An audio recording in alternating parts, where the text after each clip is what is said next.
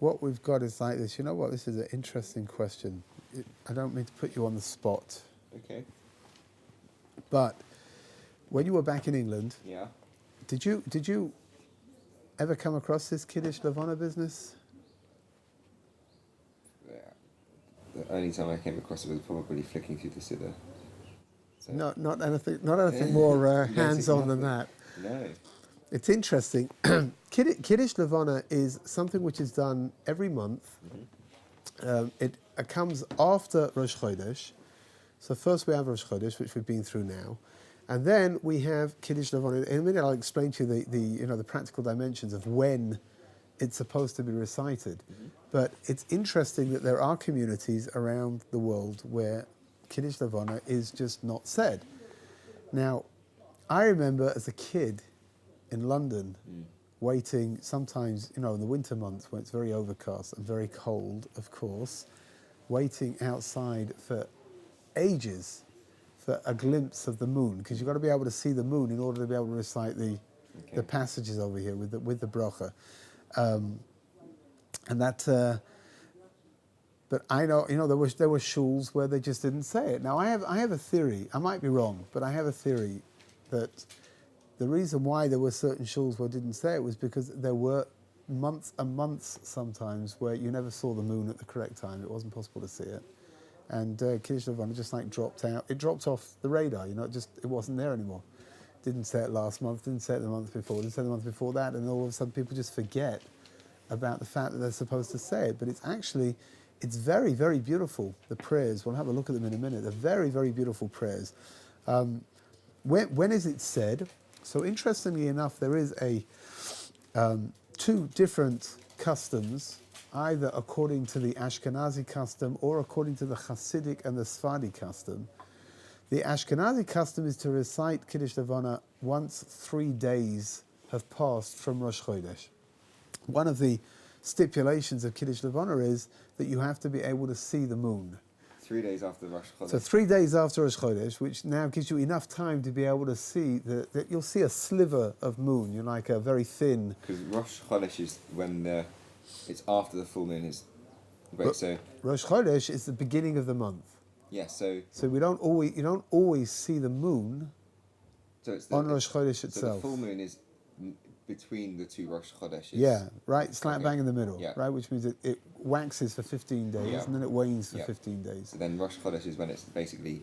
Rosh Chodesh is, it's not, sometimes it's non-existent. So for example, Tuesday and Wednesday. On Tuesday, you couldn't see the moon. Mm-hmm.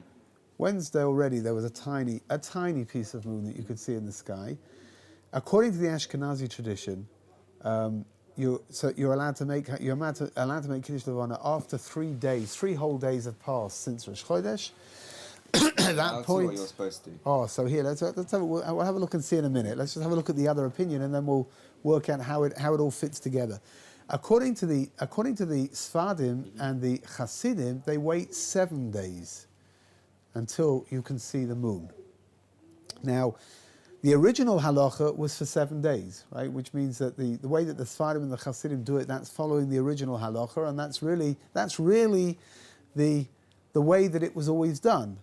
Along came the Ramo, Rav Moshe Isserles, who's considered to be the halakhic authority of the Ashkenazim, and he changed things in order to allow Kiddush Levanah to be made earlier. Okay. Now, why would that be? So the answer is really rather simple, actually. Here in the Middle East, which is where most of the Sephardim lived around here in the Middle East, in Southern Europe, all those areas, seeing the moon was, being exposed to the moon was not such a big deal, even in the winter, right? It's not always overcast, and I cannot remember a month since I've been here, which is over 30 years, where it wasn't possible to say Kiddush Levanah. However, in Europe, and especially in Eastern Europe, when you get into the winter months, very often the moon is just not there, right? You need it and you can't see it. It's behind the clouds and it's covered for weeks and weeks. It'll be covered. Now, the problem with Kiddush Levanah is that it can only be recited until the 15th of the month, of the Hebrew month, right? Until the moon reaches its fullest capacity, and then after that you can't recite it anymore.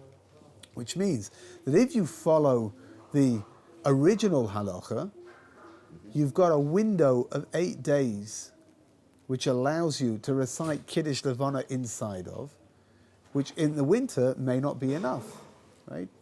So Rav Moshe Isserles, what did he do? He introduced the idea of making Kiddush Levanah after the 3rd day, which gives you another series of days in order to be able to make Kiddush Levanah.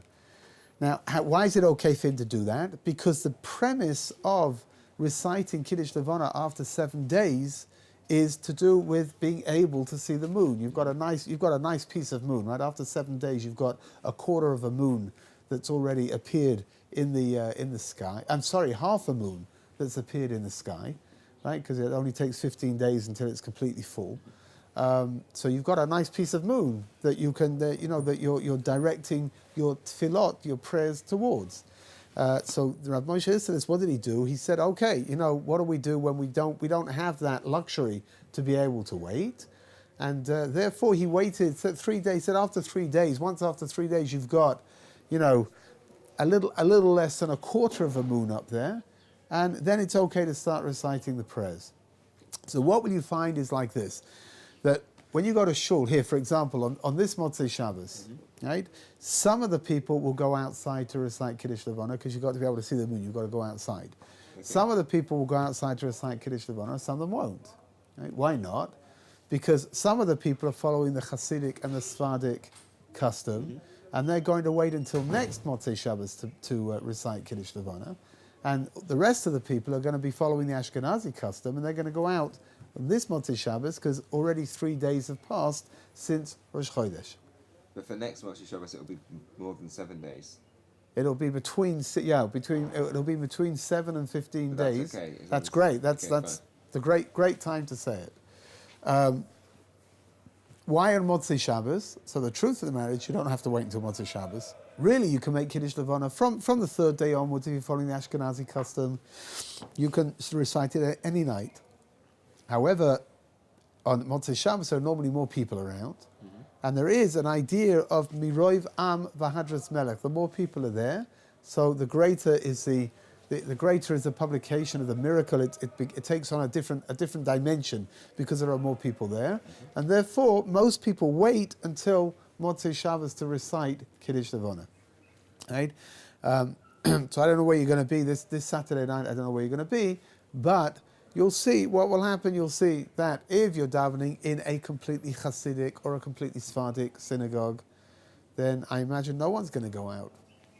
But if you're davening in a shul which has got all kinds of people inside of it, then you'll find some of them will go out, some of them won't. I would imagine that your customs are probably Ashkenazi customs, no? So if they are, go out and recite Kiddush Levanah together with them. It's a very, very beautiful thing. Let's have a look and see what it is that we're doing over here. What are the tefillahs? So you start off by saying, Hallelujah, Hallelujah, Hashem min hashamayim. Oh, there's an interesting halacha, by the way. When you recite Kiddush Levanah, you are not supposed to look at the moon. Okay. We're not praying to the moon. That's a mistake. We're going to use the moon as a vehicle to get our prayers through to God. We're praying by transfers. As we'll see a little bit later on, we'll see that the prayers that we're reciting are really, we're praying that God should bring the Jewish people back to their greatest point, and we should go back to having the light of spirituality that we can bring down into the world. But we're going to use the moon. It's called prayer by transference. We're using the moon as our vehicle to be able to get that message across. So what you're supposed to do is like this. You go out, you look at the moon, and then before you start reciting the prayers, you stop looking at the moon. Some people even have the custom to move a little bit so that they're not even facing the moon when they begin praying, so that no one should make the mistake of thinking that a person's praying to the moon, because that, of course, is one of the classic forms of idol worship, of Avodah Zarah. You have to say Kiddush Levanah can you not go back inside? Yeah, you're supposed to say it outside. The whole time you're supposed to say it under the light of the moon. Okay. Today we have street lights. Yeah. Makes it a little bit easier. In the olden days they didn't have street lights, but on the other hand they didn't have pollution either in the olden days, and they certainly didn't have noise pollution and visual pollution, which means that when the moon came out, hopefully it was bright enough to be able to recite Kiddush Levanah in. So there's a bracha here. So like Rabbi Scroll over here says, one should look at the moon before reciting the blessing, right? So what is the bracha? Baruch Hashem Elokeinu melech haolam, Asher b'ma'arav bara. Let's have a look and see. Who, with his utterance, created the heavens, and with the breadth of his mouth, all of their legion, which is talking about the stars. Okay. A degree and a schedule did he give them, and they not alter their assigned task. But what's the big deal? Again, we spoke about this a little bit. The idea of in Bereshit, it says that God created the sun and the moon in order for us to be able to know the times, right? Which means that the sun and the moon especially, is something which is very significant for us with regards to understanding when festivals are going to be, and all different kinds of very, very important dimensions. And that's what we're saying over here, that God created all of these things. They're not going to change from their assigned tasks, so we know that we can rely upon them, right? They're joyous and they're glad to perform the will of the owner, the worker of truth, whose work is truth, right? To the moon, he said that it should renew itself as a crown of splendor for those born by him from the womb, and for those who are destined to renew themselves like it, and to glorify their molder for the name of his glorious kingdom. Blessed are you, Hashem, who renews the month. We look at the moon as being something which is very fundamental with regards to the concept of renewal. The moon is analogous to the Jewish people, the idea of being in a constant state of flux. If you look over here in Israel, the moon is normally incredibly clear. And if you watch carefully, you can watch the moon growing at night, right? Because again, the moon's got to go from nothing to full in 15 days, which means that you can go out at the beginning of the night and see how much moon there is there, and go out, a few hours later, and you'll see that it's a little bit bigger. Can I ask a question? I don't know if you had this here, but at home a few weeks ago there was I can't remember what it was, some lunar event, and I can't remember what it was called. Oh yes, but it was where incredible. The moon became went red and huge in certain parts of the country, and things like that with eclipses. Is there any religious?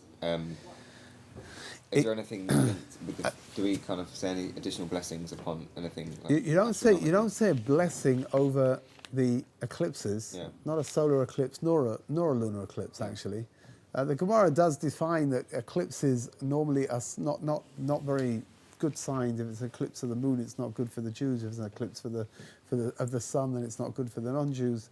But there is a solar event, which is actually an enormous thing because it only occurs once every 28 years, which is it's called Birkat HaChama, when we go and we bless the sun. There's a whole calculation that every 28 years the sun sits exactly where it was placed at the beginning when it was created, in the creation of the world. And again, because having everything aligned, sun, moon, and the earth aligned, and it happens only once every 28 years. And now I can't remember when it was the last big. It wasn't very long ago, probably not more than 5 years ago. And it was quite an experience. Everybody went out. You get up very early, and you wait until what's called Vatikim, when the sun pops up over the horizon. And everybody then made a special bracha it's recited only once in 28 years. Huh? Has it happened here? Yeah. It happens on the whole world. It happens at the same time, in the same cycle. Have you been right? around? The last Birkat HaChama I was in Har Nof, and.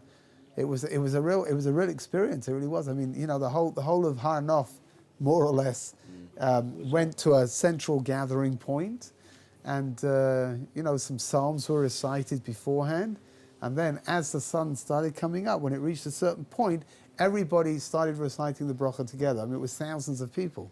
I tell you what I felt actually when it was happening. I felt like this must have been a little bit like what Aliyat HaRega was, right? All the people coming in the temple times, there were thousands of people all just moving in the same direction.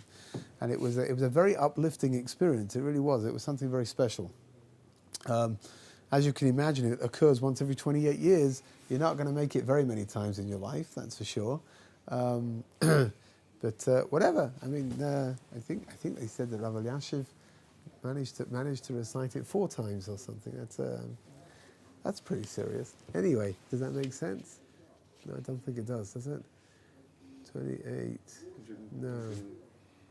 No, so I guess three times then, I guess. He could have lived to 100. He wasn't that old, but that would have meant he made it when he was a newborn, so Okay, that's true. I guess that didn't happen. But the idea over here again, coming back to Kiddush Levanah, the idea of the moon is very significant in our lives. It's very important in our lives, and that's why we recite the blessing over here. Yeah.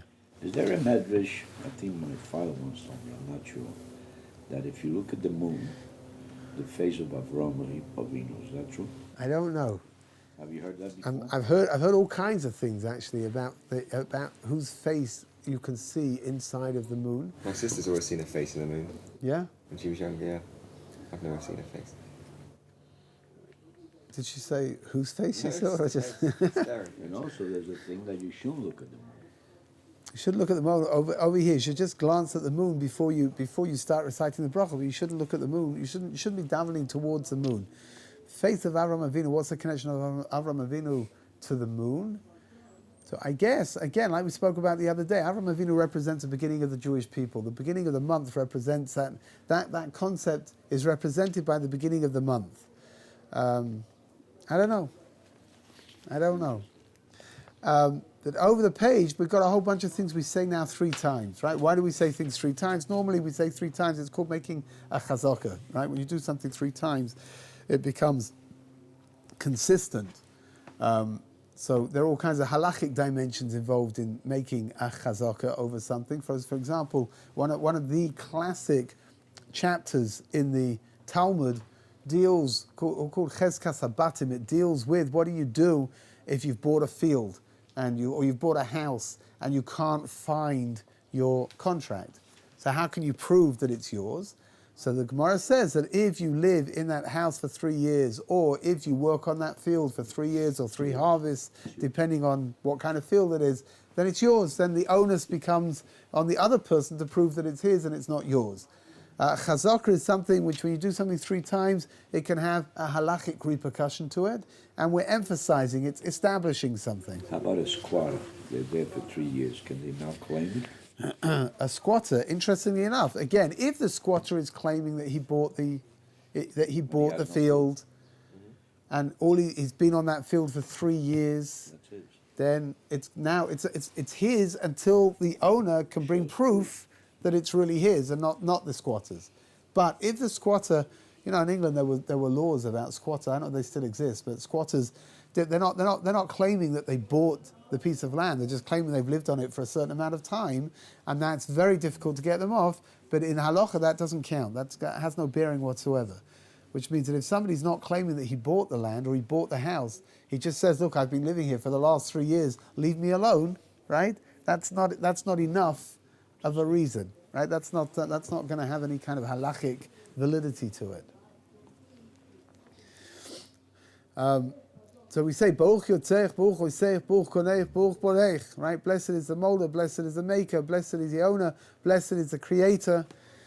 And then we say, Kishem, there's a nice little custom over here. Kishem Shani Roiked, the same way that I dance towards you, Kenegdech, Ve'eni Yacholin Garbach, and I can't touch you. We're talking about the moon, right?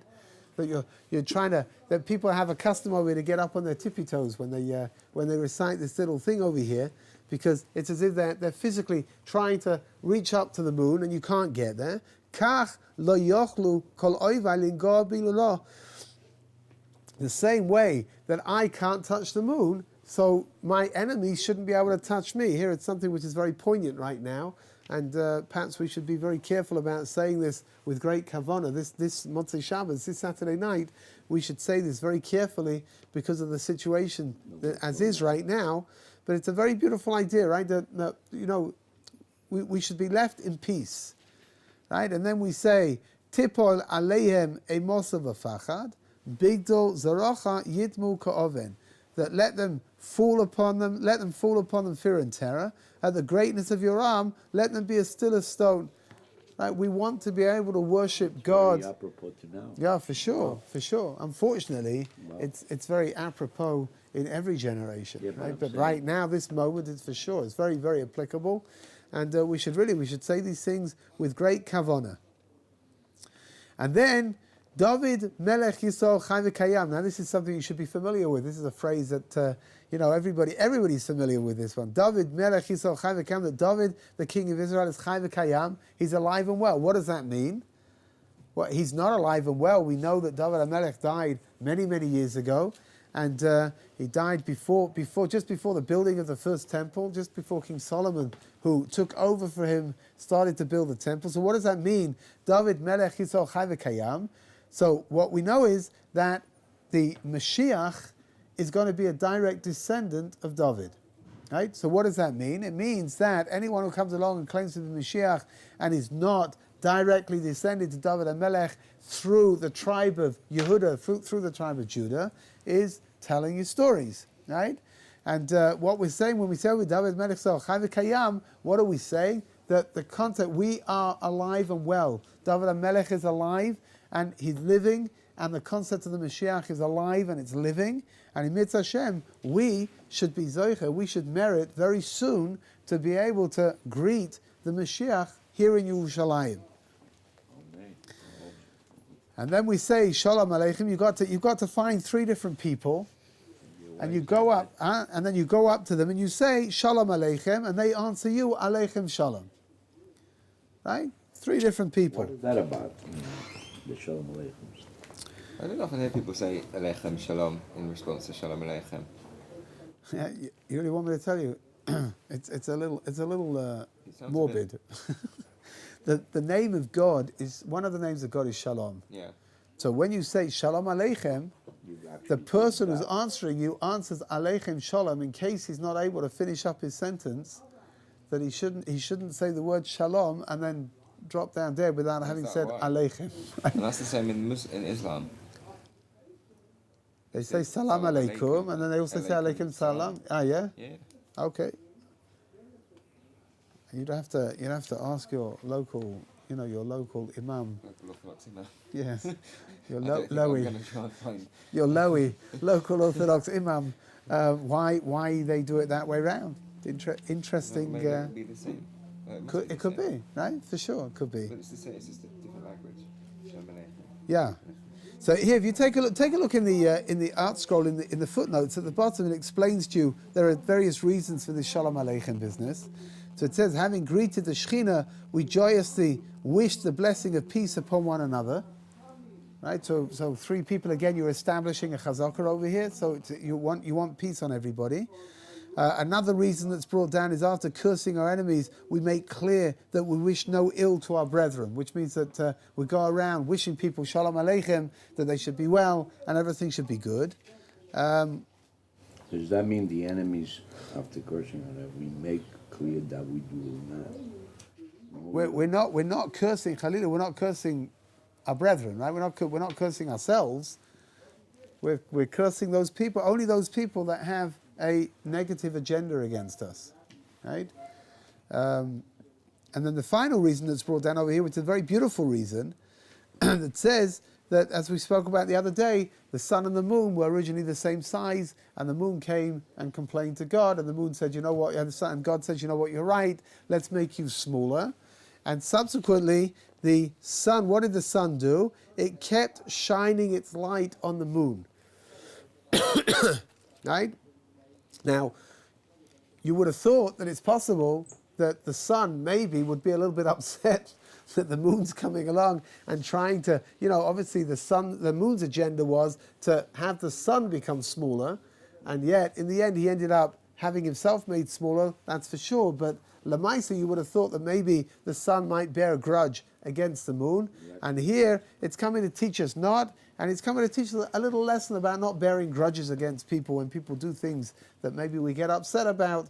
So good, so long as they behave correctly and they ask for your forgiveness, don't bear grudges against people. So we express our resolve by wishing peace upon everybody. Shalom Aleichem, right? And then Siman Tov or Mazel Tov, Yeh Lanu L'Chol Yisrael Amen, that everything should be good. And then we recite over here some verses that are coming out of Shir HaShirim. So we say, Kol Dodi, my beloved, right? Who is my beloved? The voice of my beloved. The beloved, of course, is God. Kol Dodi, hine zeh ba medaleg al hayarim, mekapet al hagvaot, that it's leaping over the mountains, it's skipping over the hills. Doime doidi letzvi, o la'oife al hayalim, hine zeh oimed acha kotlenu, mashgiach min hachalonot, metzitz min hacharakim. There's an incredible insight into the way that God runs the world down here according to what we say. We say, behold, he's standing behind our wall, observing through the windows, peering through the lattice. Ben acharakim. What are charakim? You've got some kind of a barrier between you and the next person, but the barrier has got cracks inside of it that you can look through. What we're learning is like this. It's true that it seems that God is behind a barrier somewhere, that it's very difficult for us to identify him, and it's very difficult for us to see him. But God is watching us through the charikim, through the cracks inside of this lattice. You know, what is lattice? Lattice is when you've got bits of wood that are in like a triangle, in a diamond pattern, right? So what's happening very often when it's far away, what happens? You can't see through. You can just see the barrier. But the person who's standing immediately behind it, they can see through the gaps and they can see what's going on.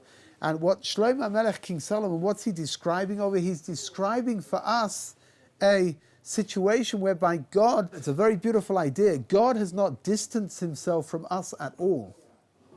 God is the same distance from us that he always was. And God is able to see us with as much clarity as he was always able to see us. The problem, it doesn't rest with God. The problem rests with us. We're the ones that have built this mechitza. We've built this barrier between ourselves and God. But Baruch Hashem, the barrier has not been made properly, and it's full of different cracks that God can look through and keep an eye on us. Why does it say the beloved is like a gazelle or a young hart? It says like this in the Gemara. It says that a gazelle, when it runs, but it looks backwards. And it's analogous, again, it's analogous in a certain way to the Shekhinah, to the divine presence, that even though it seems to be moving away from us, it's always looking back, right, waiting for us to come to try to catch it up. Right? So it's a very beautiful thing over here. Shir HaShirim itself is a very, very beautiful Megillah, a very beautiful work that was written by King Solomon. I don't know if you're familiar with the background behind it, but Shir HaShirim is something which King Solomon wrote. It's a paean, it's a love poem that's written ostensibly between a husband and a wife, and yet it's really referring to God and the Jewish people. And it's actually, some of it is rather explicit. It's some of it's very erotic, and the rabbis, there's an interesting Gemara. The rabbis discuss whether it should be included inside of Tanakh, whether it shouldn't be included inside of Tanakh. It appears inside of the Ksuvim, the writings, and in the end they say that yes, it should, because it's really got nothing to do with a husband and a wife. It's to do with the concept of the Jewish people and God and our relationship, how we're supposed to interact and interrelate with each other. There's a very beautiful idea that lies underneath it all, which is the idea of marriage, is that marriage gives us an insight, right? Marriage offers us an ability to bond together with somebody in a physical and a spiritual and an emotional way, right? In a way which is different from every other relationship that exists. And that marriage, that relationship, is allowing us an insight into what our relationship with God is supposed to be like as well, which means that it's a relationship that encompasses everything. It's supposed to encompass everything. And that's why King Solomon chose to use the analogy of a husband and a wife to describe that relationship between HaKadosh Baruch Hu. It's very beautiful, and there's a custom amongst many people, especially amongst the Sfardim and especially amongst the Hasidim, that before Shabbos, right, before Kabbalah Shabbos, they sing or they recite Shir HaShirim. And again, Shabbos, we're moving into a different dimension of our relationship with God.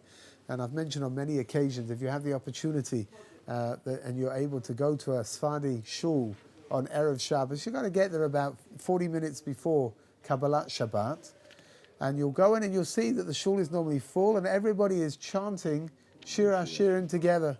They're all singing it together. It's a very beautiful thing. And then, here, I want to get to the next page along, on page 616. There's this beautiful idea which is going to come out over here.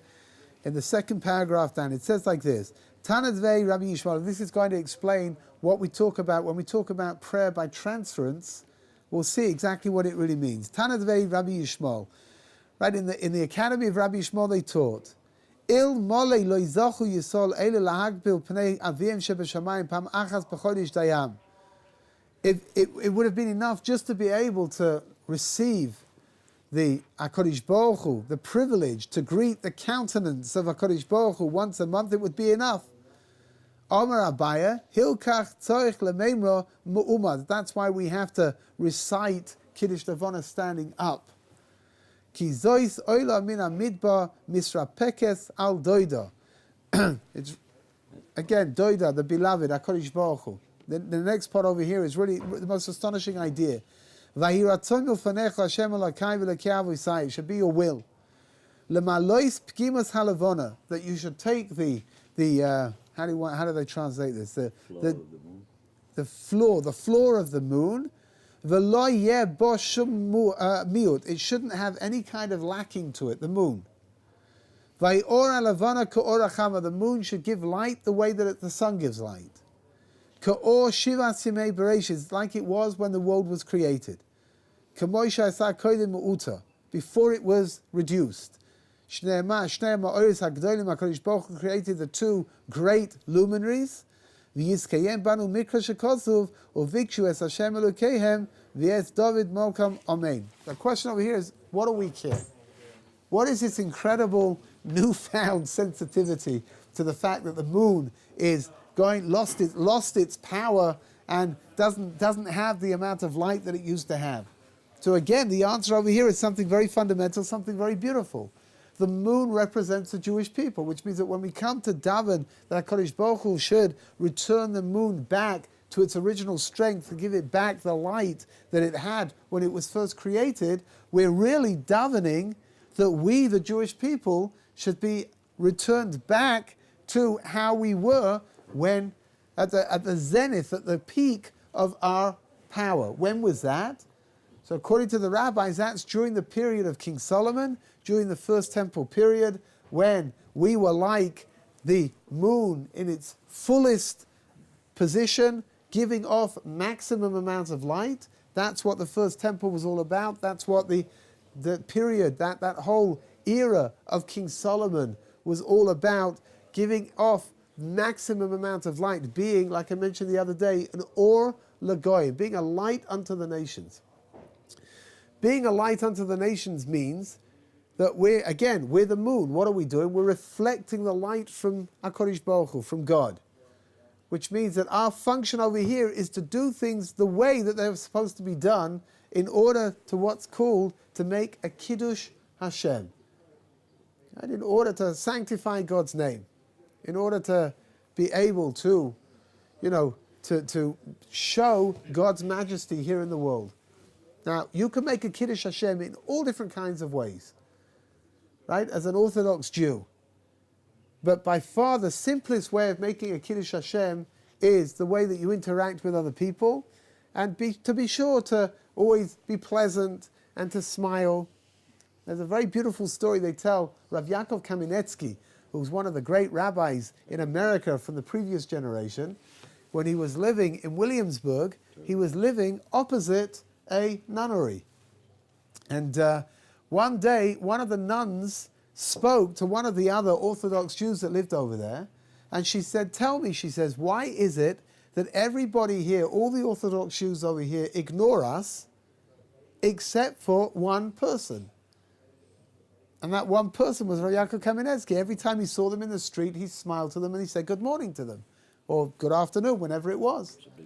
It's a big Kiddush Hashem, right? As you can see, making a Kiddush Hashem is not a complicated business.